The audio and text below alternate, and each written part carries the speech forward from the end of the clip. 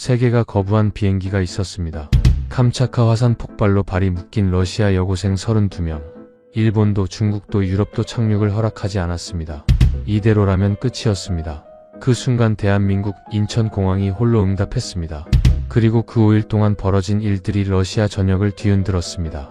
이런 나라가 세상에 있었나요? 한국을 작은 나라로 여겼던 러시아 교사의 말이었습니다. 전 세계가 등을 돌렸을 때 오직 대한민국만이 이 아이들의 손을 잡은 이유가 무엇이었을까요?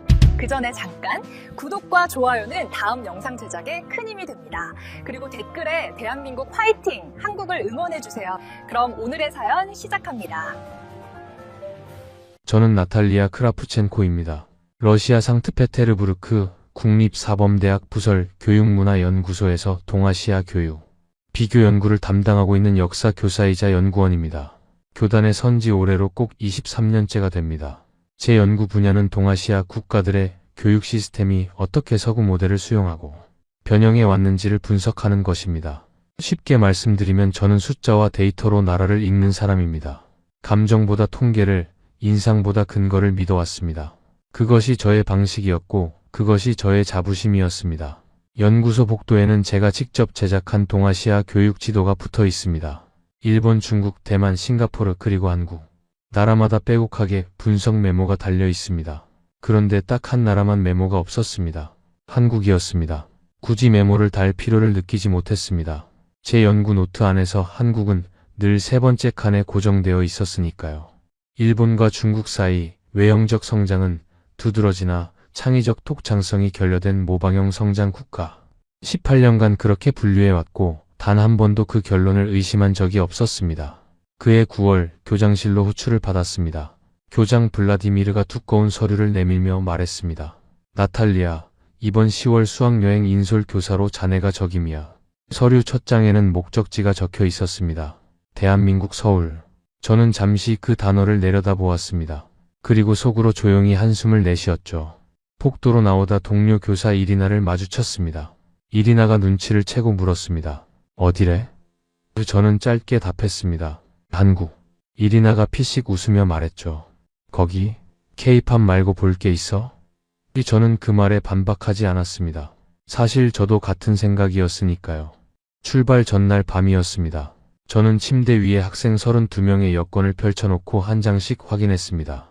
16살, 17살의 얼굴들이 사진 속에서 저를 올려다보고 있었습니다. 마샤, 소냐, 카트야. 저는 이름을 하나씩 불러보았습니다. 그리고 다짐했습니다. 아이들 안전하게 데려갔다 오고 최대한 빨리 돌아오자. 이 출장은 그것으로 충분하다고요. 그때 저는 정말 몰랐습니다. 이 여행이 저의 23년을 송두리째 뒤흔들어 놓을 것이라는 사실을요. 그리고 제가 평생 믿어온 데이터와 분류 체계가 한 나라의 공항, 한복판에서 조용히 무너져 내릴 것이라는 사실도요. 비행기가 인천국제공항에 착륙한 것은 2024년 10월 4일 오후 2시 47분이었습니다. 창밖으로 보이는 공항의 첫인상은 솔직히 말씀드려서 당황스러울 만큼 컸습니다. 상트페테르부르크 풀코보 공항과는 비교가 되지 않는 규모였습니다. 터미널 안으로 들어서는 순간 저는 무심코 발걸음을 멈췄습니다. 천장이 높았습니다. 동선이 명확했습니다. 어디를 봐도 안내 표지판이 정확히 눈높이에 있었습니다. 러시아어 안내문도 있었죠. 저는 그것을 보고 속으로 생각했습니다. 관광객 유치를 위해 흉내를 잘 냈군. 그렇게 생각하며 지나쳤습니다. 가이드 박지원이 우리를 맞이했습니다. 30 초반으로 보이는 여성이었습니다. 한국어, 러시아어, 영어를 막힘없이 오가며 학생들에게 말을 걸었습니다. 마샤가 첫 번째로 질문을 쏟아냈습니다. 서울은 얼마나 커요? 지하철은 복잡해요? 음식은 매워요? 박지원이 웃으며 하나씩 답해주는 모습을 저는 조금 떨어져서 지켜보았습니다.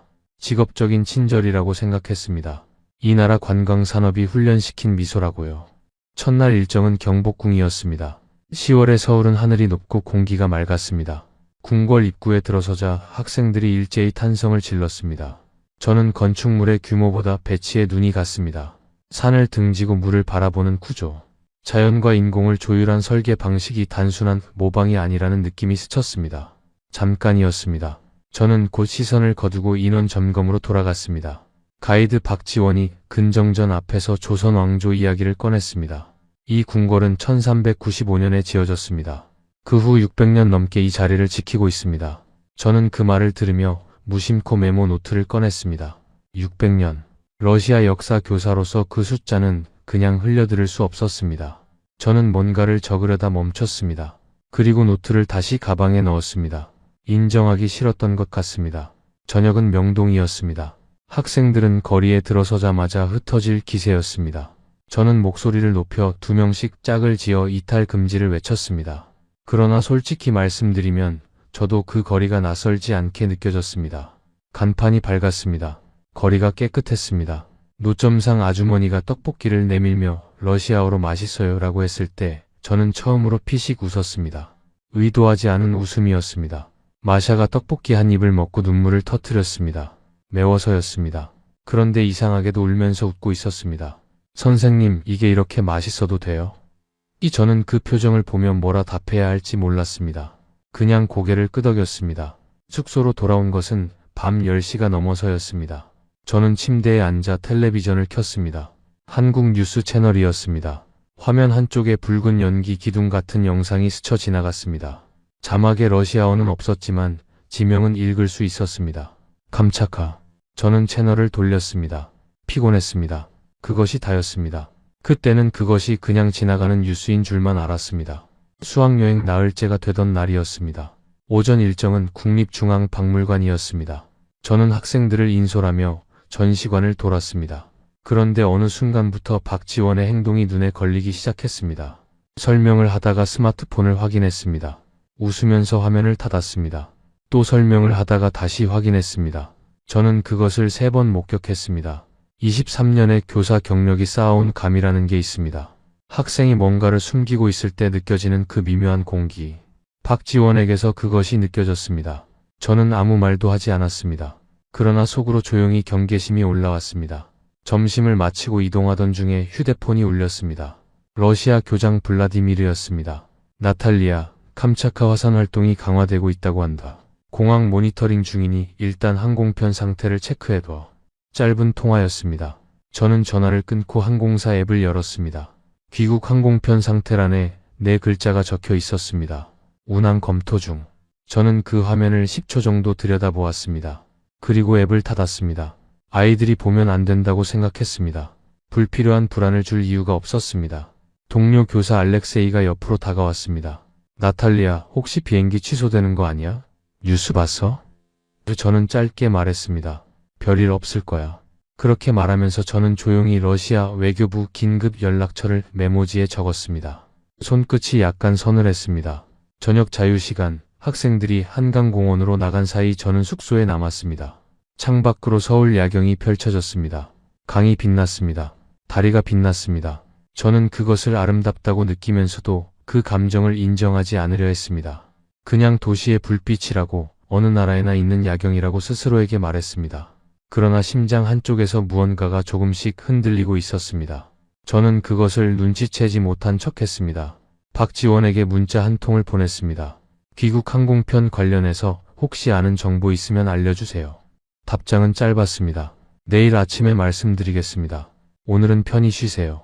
저는 그 문자를 읽고 잠을 청했습니다. 쉽게 잠들지 못했습니다. 그리고 그날이 왔습니다. 2024년 10월 9일 새벽 3시 17분이었습니다. 진동 소리에 눈을 떴습니다. 항공사의 알림이었습니다. 저는 반쯤 감긴 눈으로 화면을 열었습니다. 그 순간 잠이 완전히 달아났습니다. 캄차카 반도 화산 대규모 폭발, 페트로파블롭스크 공항 즉시 전면 폐쇄, 관련 귀국 항공편 무기한 결항. 저는 일어나 앉았습니다. 화면을 다시 읽었습니다. 3번 읽었습니다. 내용은 바뀌지 않았습니다. 무기한. 그 단어가 눈에서 떠나지 않았습니다. 러시아 교장에게 전화를 걸었습니다. 3번 만에 연결됐습니다. 블라디미르, 항공편이 전부 결항됐습니다. 잠이 덜 깬 목소리로 교장이 답했습니다. 나도 방금 알았어. 일단 기다려봐. 본부에서 연락이 올 거야. 기다려봐. 저는 그 말을 전화를 끊은 뒤에도 몇 번이나 되뇌었습니다. 기다리면 해결이 됩니까? 여기는 러시아가 아닙니다. 낯선 나라 한복판입니다. 알렉세이에게 문자를 보냈습니다. 30초 만에 방문 노크 소리가 들렸습니다. 알렉세이도 이미 알고 있었습니다. 두 사람은 복도에 서서 목소리를 낮춰 이야기했습니다. 아이들한테는 아직 말하지 말자. 알렉세이가 고개를 끄덕였습니다. 저는 방으로 돌아와 학생 32명의 여권을 다시 꺼냈습니다. 출발 전날 밤과 똑같은 행동이었습니다. 그런데 그때와 달랐습니다. 그때는 설레는 여행을 앞둔 아이들의 얼굴이었습니다. 지금 이 여권들은 집으로 돌아가지 못하고 있는 아이들의 얼굴이었습니다. 마샤, 소냐, 카테아. 저는 이름을 다시 불렀습니다. 이번에는 다짐이 아니라 맹세처럼요. 새벽 4시가 넘었을 무렵 박지원에게서 문자가 도착했습니다. 선생님, 지금 상황 알고 있습니다. 공항으로 이동하세요. 제가 돕겠습니다. 저는 그 문자를 읽고 잠시 멈췄습니다. 이 새벽에 이 사람은 잠을 자지 않고 있었던 것입니다. 저는 아이들을 깨우기 시작했습니다. 조용히 한 명씩 방문을 두드리며 불이 켜지고 눈을 비비는 얼굴들이 저를 올려다봤습니다. 저는 최대한 침착한 목소리로 말했습니다. 비행기 일정이 바뀌었어요. 짐을 챙겨서 로비로 내려오세요. 소냐가 물었습니다. 선생님, 무슨 일이에요? 저는 웃으며 답했습니다. 괜찮아요. 선생님이 있잖아요. 그 말을 하면서 저는 속으로 스스로에게 되물었습니다. 정말 괜찮을까? 정말 내가 이 아이들을 지킬 수 있을까? 새벽 4시 30분, 32명의 아이들이 짐을 끌고 숙소 로비에 모였습니다. 16살의 눈들이 저를 바라보고 있었습니다. 저는 그 눈빛을 외면하지 않았습니다. 외면할 수 없었습니다. 저는 선생님이었습니다. 인천국제공항에 도착한 것은 새벽 5시가 조금 넘은 시각이었습니다. 버스 안에서 아이들은 대부분 말이 없었습니다. 창밖에 서울 새벽 거리가 조용히 흘러갔습니다. 나흘 전 처음 이 도시에 도착했을 때와 같은 길이었지만 느낌은 완전히 달랐습니다. 그때는 낯선 나라의 낯선 풍경이었습니다. 지금은 돌아갈 수 없는 상황 속에서 바라보는 풍경이었습니다. 공항 터미널 안으로 들어서자마자 저는 상황의 규모를 실감했습니다. 이미 수백 명의 사람들이 넓은 대합실 바닥에 짐을 풀고 앉아 있었습니다. 러시아인들이 많았습니다. 일부는 일본인, 중국인으로 보였습니다. 캄차카 화산 폭발의 영향을 받은 사람들이 이미 이 공항 안에 모여 있었던 겁니다. 짐 가방을 베개 삼아 누운 사람, 벽에 기대어 눈을 감은 사람, 스마트폰을 들여다보며 입술을 깨무는 사람. 저는 그 풍경을 보는 순간 가슴이 내려앉았습니다. 박지원이 우리를 항공사 카운터 쪽으로 안내했습니다. 카운터 앞에는 이미 긴 줄이 늘어서 있었습니다. 저는 줄 맨 앞까지 걸어가 직원에게 말했습니다. 저는 러시아 학생 32명을 인솔한 교사입니다. 귀국편 대안을 안내받고 싶습니다. 직원이 고개를 들었습니다. 피곤해 보이는 얼굴이었습니다. 죄송합니다. 현재 대기 번호를 받으시고 기다려주세요. 저는 다시 말했습니다. 학생들이 32명입니다. 16살 아이들입니다. 직원의 표정이 흔들렸습니다. 그러나 답은 같았습니다. 죄송합니다. 기다려주세요. 알렉세이가 러시아 대사관 긴급 연락처로 전화를 걸었습니다. 연결 대기 음악이 흘렀습니다. 10분이 지났습니다. 20분이 지났습니다. 43분 만에 연결이 됐습니다. 저는 숨을 고르고 상황을 설명했습니다. 담당자의 목소리는 놀라울 만큼 차분했습니다. 현재로선 대안을 제시해드리기 어렵습니다. 본국 지시를 기다리는 중입니다. 그 차분함이 오히려 저를 더 무너뜨렸습니다. 흥분한 목소리였다면 싸울 수라도 있었을 텐데요. 저는 전화를 끊고 아이들을 돌아보았습니다. 마샤가 소냐의 손을 잡고 있었습니다. 소냐는 울고 있었습니다. 소리 없이 눈물만 흘리는 울음이었습니다. 카타는 공항 의자에 앉아 무릎 위에 얼굴을 묻고 있었습니다. 저는 32명의 아이들이 전부 제 시야 안에 있는지 한 명씩 확인했습니다. 32명. 모두 있었습니다. 그것만으로도 다행이라고 생각했습니다. 그 다행함이 너무나 초라하게 느껴졌습니다. 부모들로부터 전화가 오기 시작했습니다. 저는 같은 말을 반복했습니다. 아이들은 안전합니다. 최선을 다하고 있습니다. 12통, 15통, 20통. 목소리가 점점 쉬어갔습니다. 마샤 어머니의 목소리가 제일 컸습니다. 선생님, 도대체 어떻게 된 겁니까? 우리 아이 언제 오는 겁니까? 저는 답했습니다. 반드시 데려오겠습니다. 그 말을 하는 순간 손이 떨렸습니다. 오전이 되면서 상황은 더 명확해졌습니다. 그리고 그 명확함은 절망의 또 다른 이름이었습니다.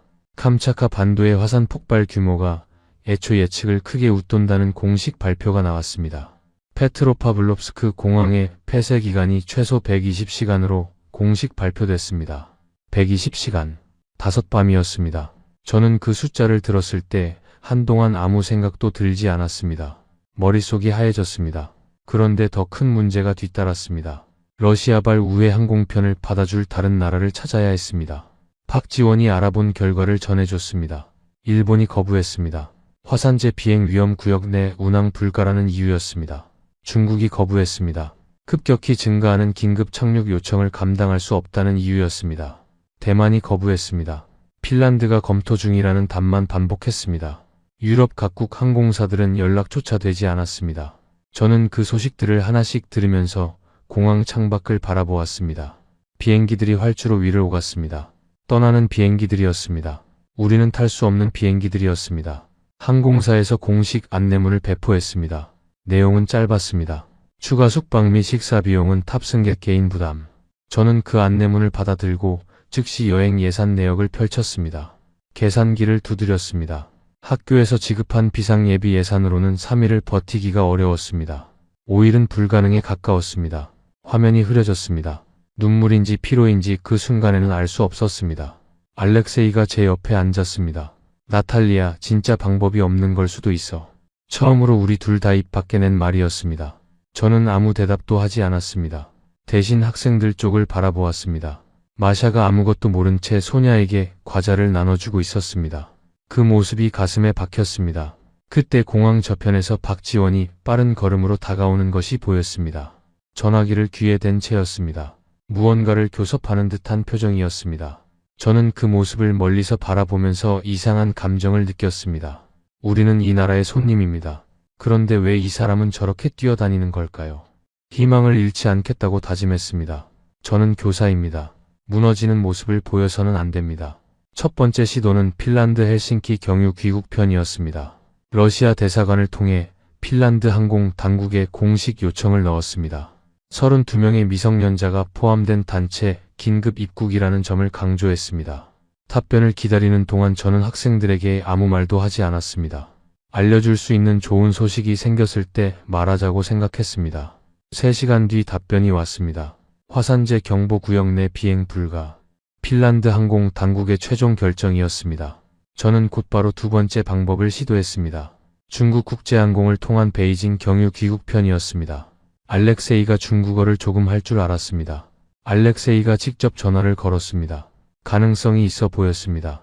그런데 한 가지 문제가 있었습니다. 러시아 학생들이 중국을 경유하려면 경유 비자가 필요했습니다. 48시간 안에 32명의 미성년자 비자를 발급받는 것은 불가능했습니다. 전화는 짧게 끊어졌습니다. 저는 세 번째 방법을 찾았습니다. 국제 민간 전세기 차터였습니다. 비용이 문제겠지만 학교와 학부모가 분담하면 가능할 수도 있었습니다. 저는 영어로 이메일을 작성해 국제 차터 항공사 3곳에 발송했습니다. 전송 버튼을 누르는 순간 이미 알고 있었습니다. 화산재 경보 구역에서 운항을 수락할 항공사는 없을 것이라는 것을요. 그래도 보냈습니다. 할 수 있는 것을 다 해야 한다는 마음이었습니다. 답장은 오지 않았습니다. 저는 아이들 앞에서 처음으로 자리를 피했습니다. 잠깐 방법을 더 알아보고 올게요 라고 말하고 자리를 벗어났습니다. 화장실로 들어갔습니다. 세면대 앞에 섰습니다. 거울 속에서 제 얼굴을 바라봤습니다. 머리카락이 흐트러져 있었습니다. 눈 밑이 거뭇했습니다. 저는 차가운 물을 손에 받아 얼굴을 적셨습니다. 그리고 거울을 다시 바라봤습니다. 다리에 힘이 풀렸습니다. 저는 세면대를 두 손으로 붙잡았습니다. 이게 맞나? 내가 과연 이 아이들을 데려갈 수 있는 사람인가? 23년의 경력이 이 순간 아무 힘이 되지 않았습니다. 그것이 두려웠습니다. 경력이 아무 소용이 없는 상황이라는 것이 아니라 내가 이토록 무력한 사람이었다는 사실이 두려웠습니다. 공항 대기 18시간째였습니다. 아이들은 지쳐 있었습니다. 공항 의자 위에서 서로를 기대고 눈을 감은 아이들도 있었습니다. 저는 구석 자리에 홀로 앉아 제 연구 노트를 꺼냈습니다. 노트를 편 것은 습관 때문이었습니다. 23년 동안 힘들 때마다 노트를 폈습니다. 데이터를 들여다보면 마음이 정리됐습니다. 그런데 그날은 달랐습니다. 펼쳐진 페이지에 제 글씨가 보였습니다. 모방형 성장 국가 한국. 저는 그 네 글자를 오래 바라보았습니다. 이상했습니다. 18년 동안 단 한 번도 이 결론에 의문을 품지 않았습니다. 그런데 그날 공항 구석에서 그 글자를 보는데 뭔가 낯설었습니다. 손가락으로 그 줄을 짚어보았습니다. 그냥 짚어본 것뿐이었습니다. 그것이 무엇을 의미하는지는 그때 몰랐습니다. 부모 단체 채팅방 알림이 울렸습니다. 저는 화면을 열었다가 곧 닫았습니다. 인솔 교사 책임 묻겠다. 학교 측 고소 준비 중이라는 문자들이 쌓여 있었습니다. 저는 폰을 엎어두었습니다. 그 문자들이 틀린 말이 아니라는 것을 알고 있었습니다. 책임은 저에게 있었습니다. 인솔 교사였으니까요. 그런데 지금 이 순간 책임보다 먼저 해야 할 일이 있었습니다. 아이들을 집으로 데려가는 것이었습니다. 2011년 가을이 떠올랐습니다. 상트페테르부르크 근교 학교에서 발생한 화재 사고였습니다. 저는 그때 담임이었습니다. 대피하는 과정에서 정말 잠깐 학생 한 명을 시야에서 놓쳤습니다. 30초 정도였습니다. 그 학생은 화장실에 있었고 무사했습니다.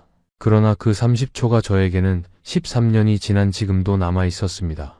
그날 이후 저는 교실 문을 항상 2번 확인했습니다. 이름을 부를 때는 눈을 맞추며 확인했습니다. 지금 저는 32명을 낯선 나라의 공항에서 잃어버릴 수도 있는 상황이었습니다. 집으로 돌아가는 길을 잃었다는 의미에서요. 그 생각이 들자 손이 떨렸습니다. 그때였습니다. 노트 한 귀퉁이에 뭔가가 보였습니다. 박지원이 이틀 전 메모해준 한국어 한 줄이었습니다. 괜찮아요. 같이 해결해요. 삐뚤빼뚤한 글씨였습니다. 저는 그 문장을 천천히 읽었습니다. 다시 읽었습니다. 마음 한쪽에서 아주 작은 소리가 들렸습니다. 아직 끝나지 않았어. 아직 한 가지가 남아있어. 그 소리가 어디서 온 것인지는 몰랐습니다. 그러나 저는 노트를 덮고 고개를 들었습니다. 알렉세이가 조용히 와서 옆에 앉았습니다. 아무 말도 없이 종이컵에 담긴 커피 한 잔을 내밀었습니다. 저는 받았습니다. 따뜻했습니다. 우리는 한동안 말없이 앉아 있었습니다. 그것만으로도 조금 괜찮아졌습니다.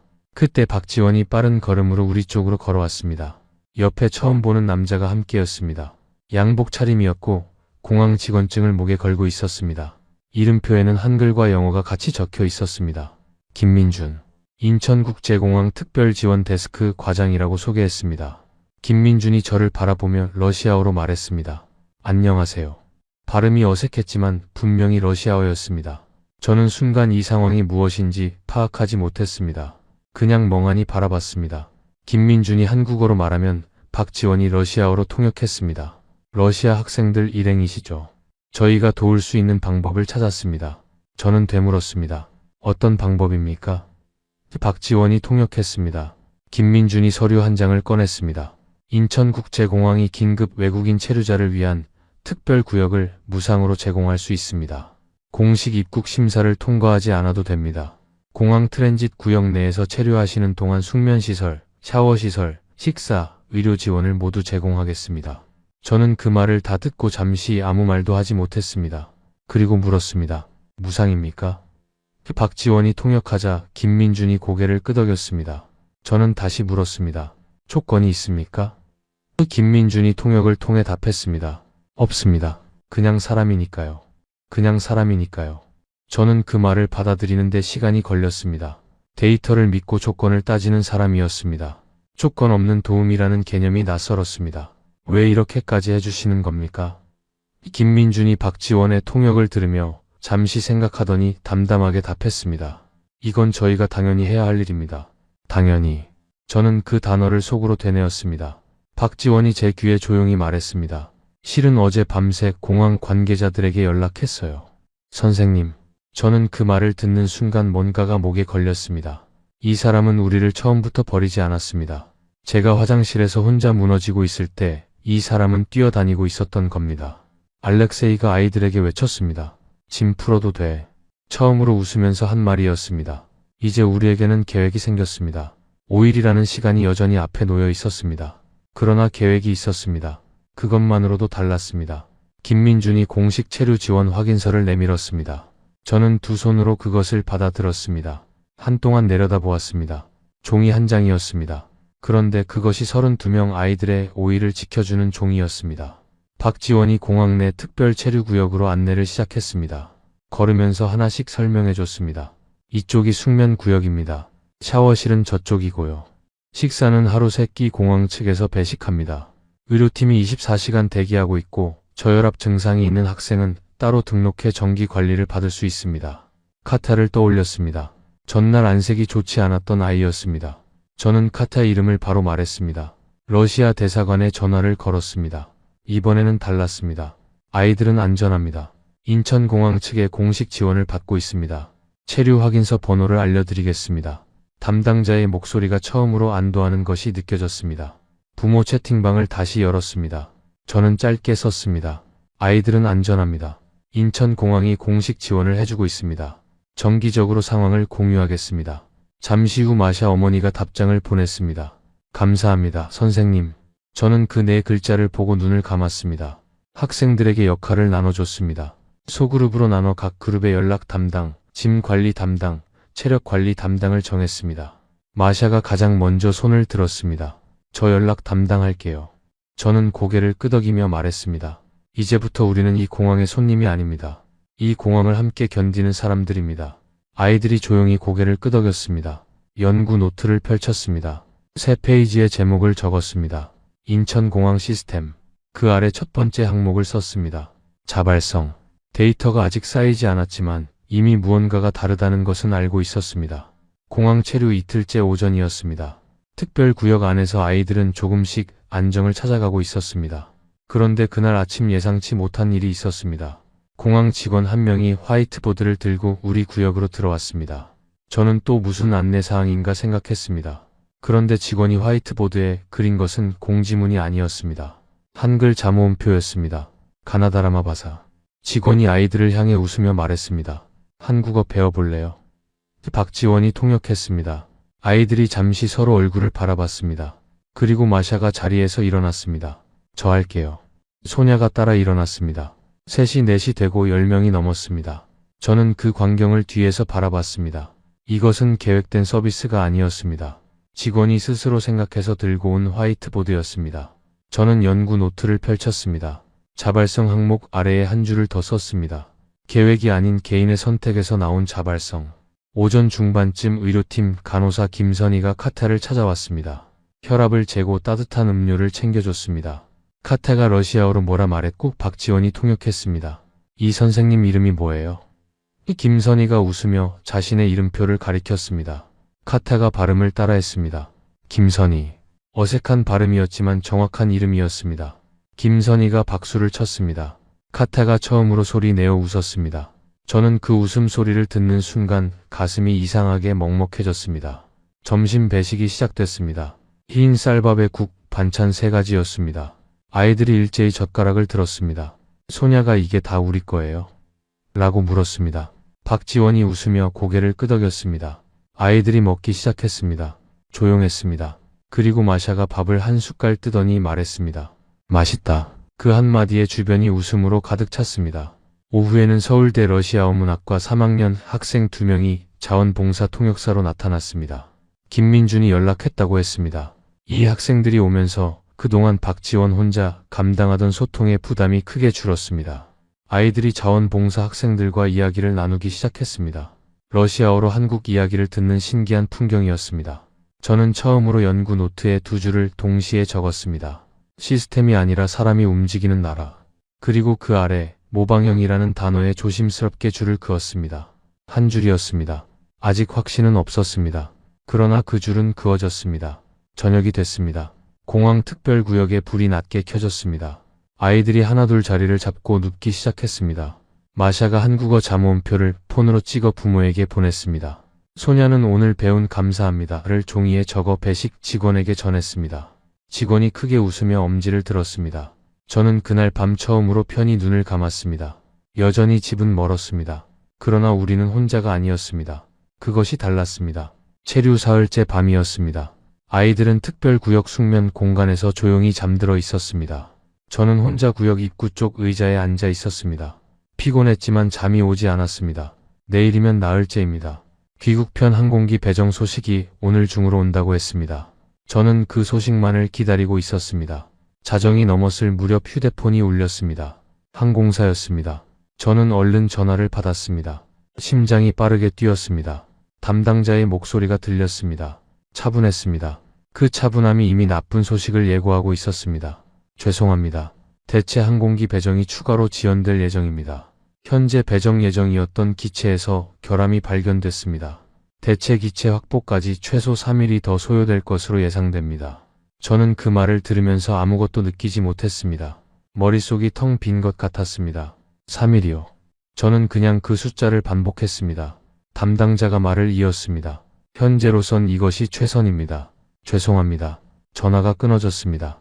저는 한동안 폰을 손에 든 채 앉아 있었습니다. 5일이 8일이 됐습니다. 어쩌면 그 이상이 될 수도 있었습니다. 러시아 대사관에 곧바로 연락했습니다.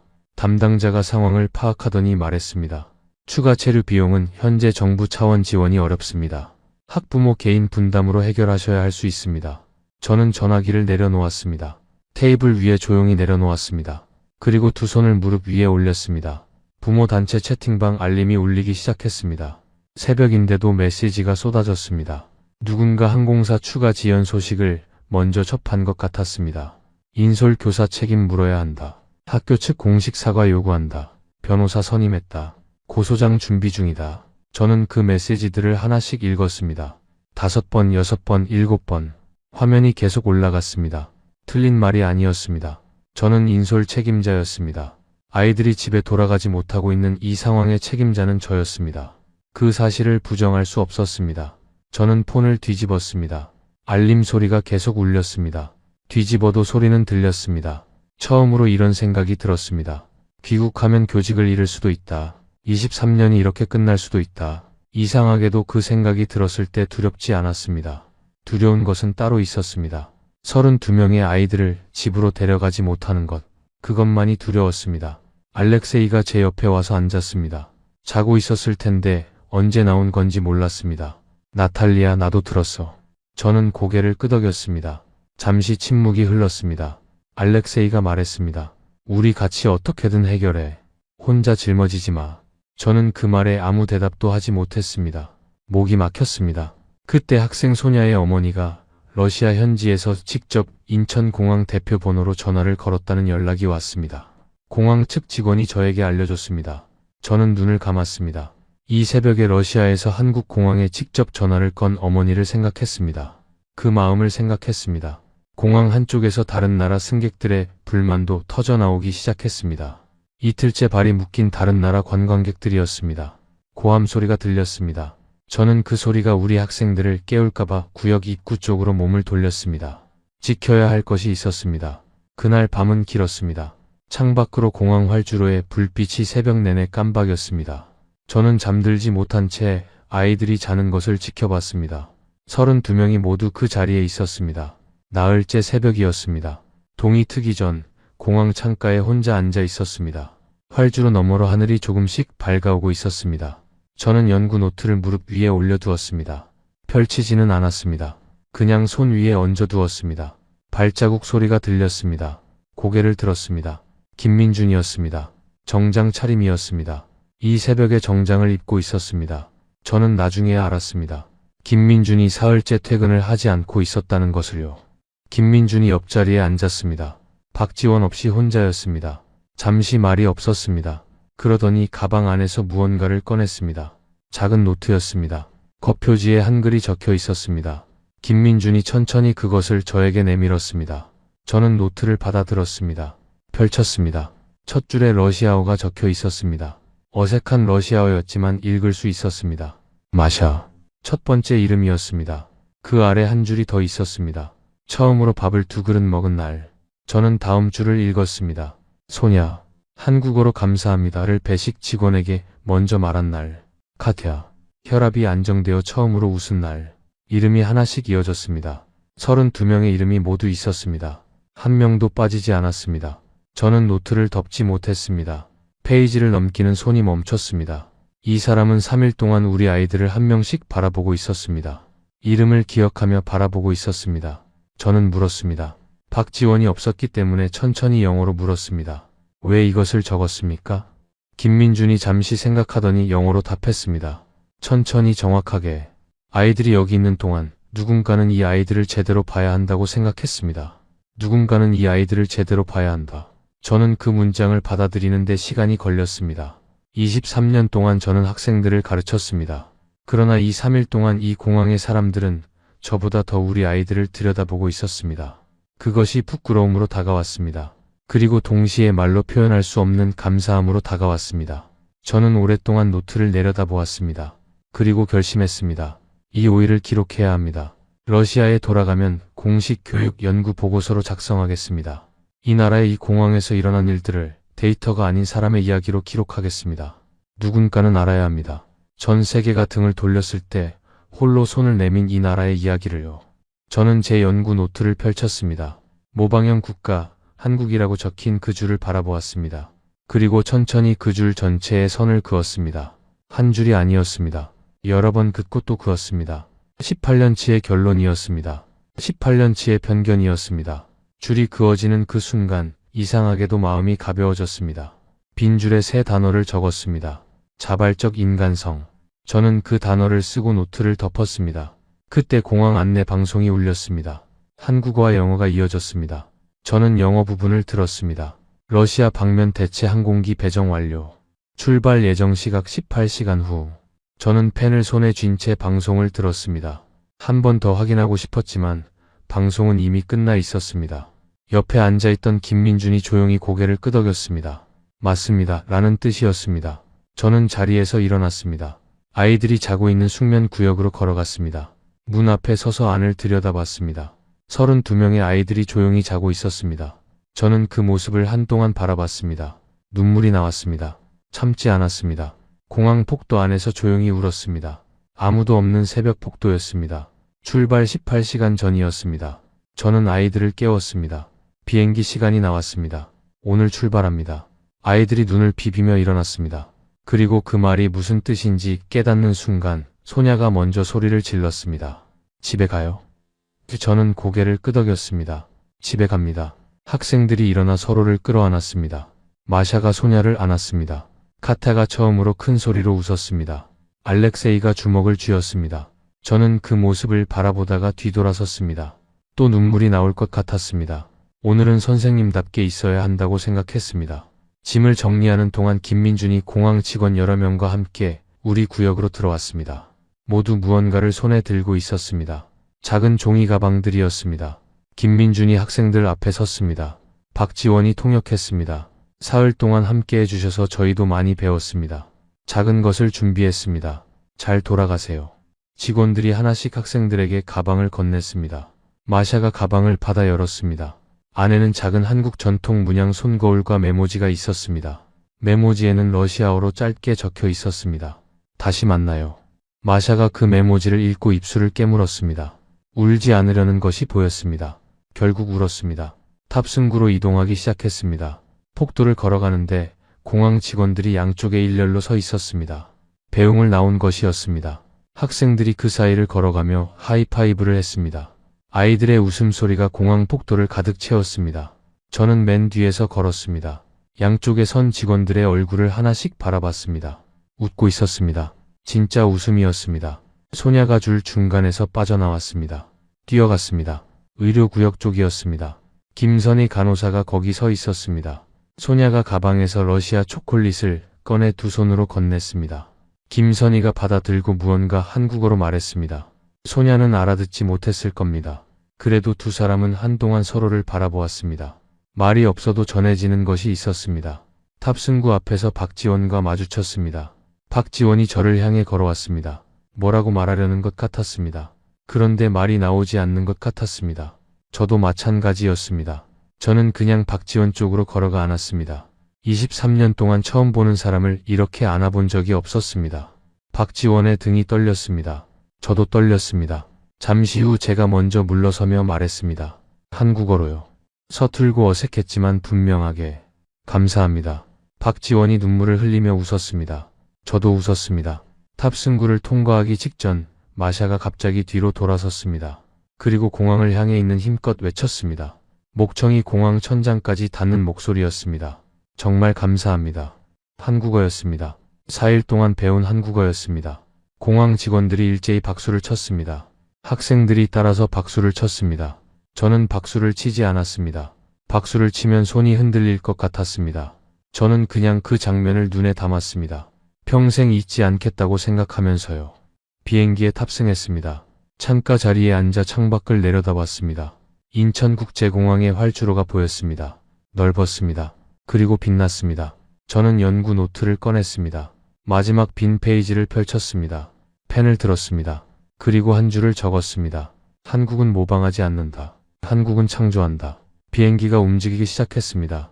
저는 노트를 덮고 눈을 감았습니다. 뒤쪽에서 아이들의 소곤거리는 소리가 들렸습니다.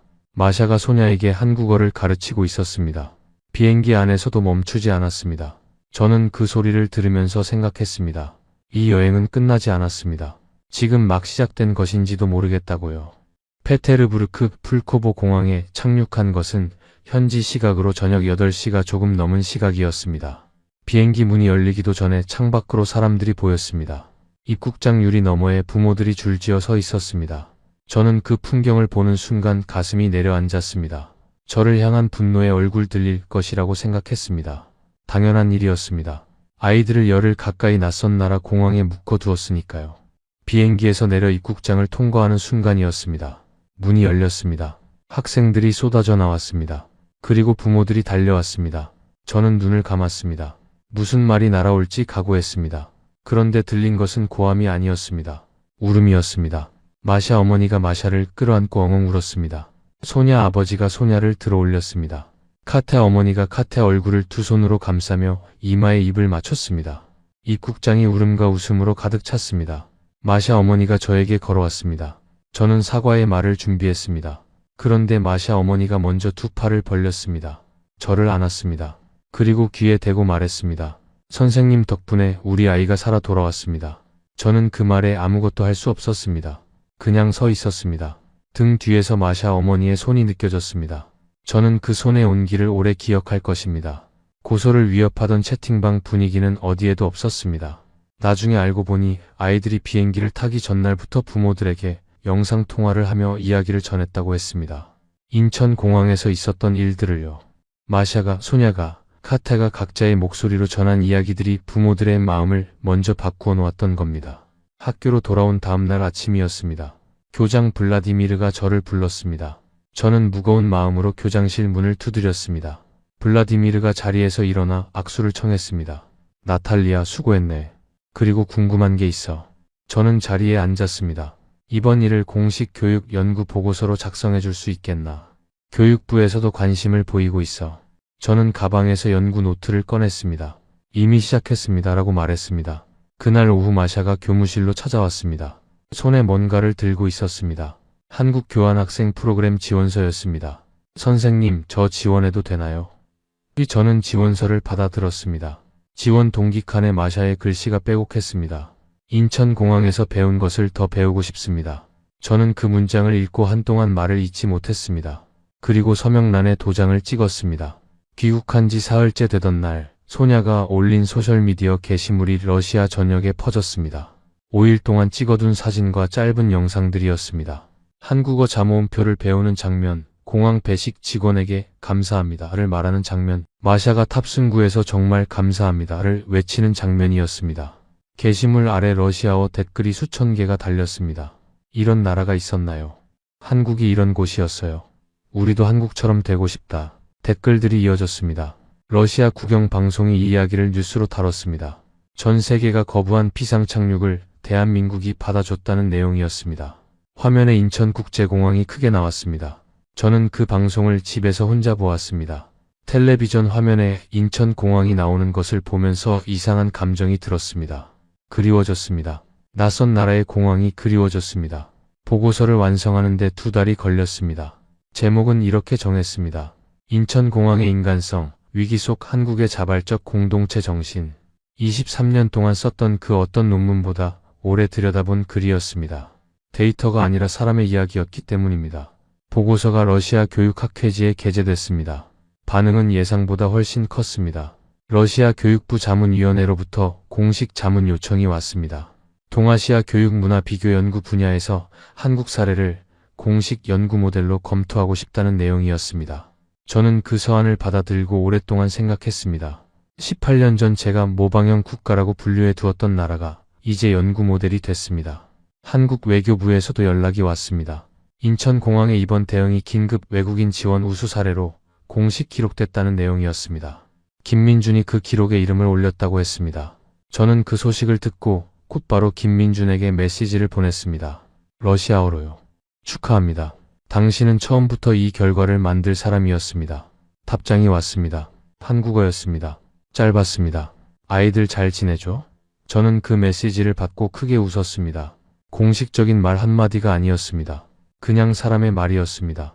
유럽 항공안전기구가 인천공항의 위기 대응 매뉴얼을 공식 연구 대상으로 선정했다는 소식도 들려왔습니다. 유럽의 항공 전문가들이 인천공항 시스템을 연구하러 한국을 방문한다는 기사였습니다. 저는 그 기사를 동료 이리나에게 보여줬습니다. 이리나가 기사를 읽으며 말했습니다. 너 진짜 달라졌다. 저는 웃으며 말했습니다. 맞아. 달라졌어. 학생들의 소셜미디어 영상이 전 세계 17개 언어로 번역되어 퍼졌다는 것을 알게 된 것은 한 달쯤 지났을 때였습니다. 누군가 자발적으로 번역해서 올린 것이었습니다. 영어, 프랑스어, 독일어, 스페인어, 일본어, 중국어, 아랍어. 댓글 언어도 다양했습니다. 공통된 내용이 있었습니다. 우리도 한국처럼. 전 세계 사람들이 같은 말을 하고 있었습니다.